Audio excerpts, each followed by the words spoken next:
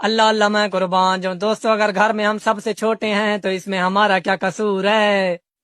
दोस्तों यकीन माने घर में सबसे छोटा होना भी एक किस्म का अजाब है। सुबह सुबह हमें घर में इस तरह उठाया जाता है कि देखो टाइम क्या हो गया, हालांकि घर वाले खुद भी तो पढ़े लिखे हैं, खुद भी तो देख सकते हैं। और रात को सोते हुए बंदे को उठा के कहेंगे कि सो तो नहीं रहे थे।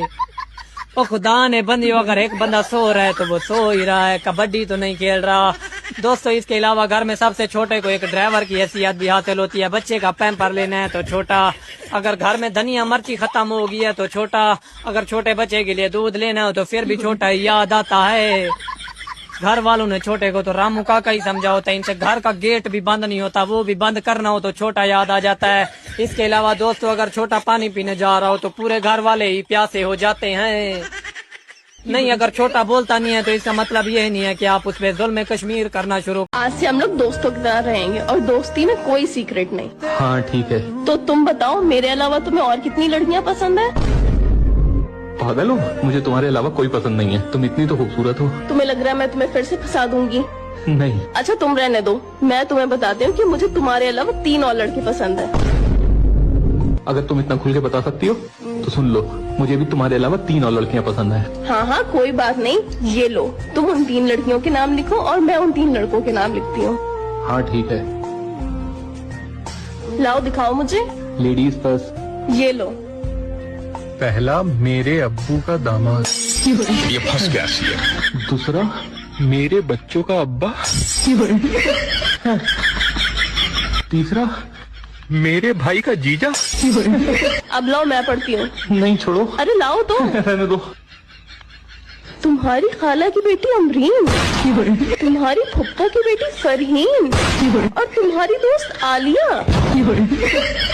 तुम्हें क्या लगा मैं तुम्हारे साथ ये बच्चों वाले गेम खेलूंगी? नहीं। मैं तो बस उन लड़कियों के नाम जानना चाहती हूँ जिससे मैं इस रक्षाबंधन तुम्हारे राखी बंधवा सकूं।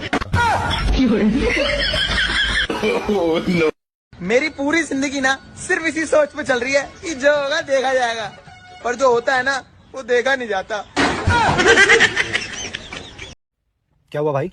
अरे सुबह सुबह पापा से एंगेजमेंट हो गई है। नहीं वो क्या होता है वो अग्रीमेंट नहीं यार, अरेंजमेंट नहीं, आर्गू, अरे गू कर आर्गुमेंट आर्गुमेंट हो गई। कह रहे तू पक्का पीने जा रहा है, पढ़ने नहीं जा रहा। मैंने कहा वो मेरी बहन के पापा, मैं पढ़ने जा रहा हूँ, मेरे को चाहे फोन कर लेना।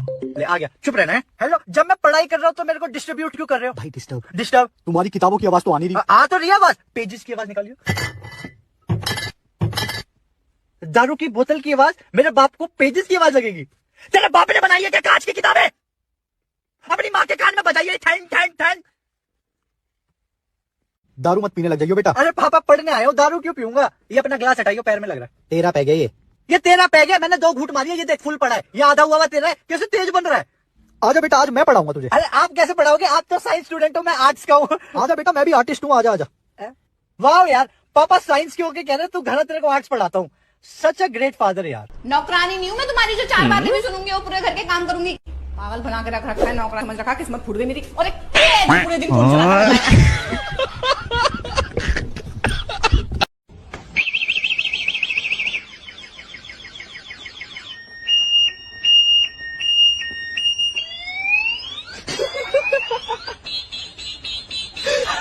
राजू रोज घर दारू पी कर आता था और अपनी पत्नी सीमा को गालियां देता और उसको मारता था, और सीमा की सास भी सीमा को बहुत काम लगाती थी। ऐसे ही राजू रोज दारू पी कर आता था और सीमा को गालियां देता था। सीमा एक दिन गुस्से में कुएं के अंदर कूद जाती है और एक चुड़ैल बन जाती है। तभी राजू के पास जाती है और राजू को कहती है, मैं तेरी पत्नी सीमा हूँ। यह सुनते ही राजू भागकर बाबाजी के पास आता है और बाबाजी को सारी बात बता देता है। बाबाजी राजू को कहते हैं, वो चुड़ैल तुमको मार डालेगी अगर तुमने दारू पीना नहीं छोड़ा तो। तभी चुड़ैल वहाँ पर आती है। राजू चुड़ैल को देखकर डर जाता है। तभी बाबाजी चुड़ैल के ऊपर जादू कर देते हैं। उस जादू से चुड़ैल ठीक हो जाती है। तभी राजू उससे माफी मांगता है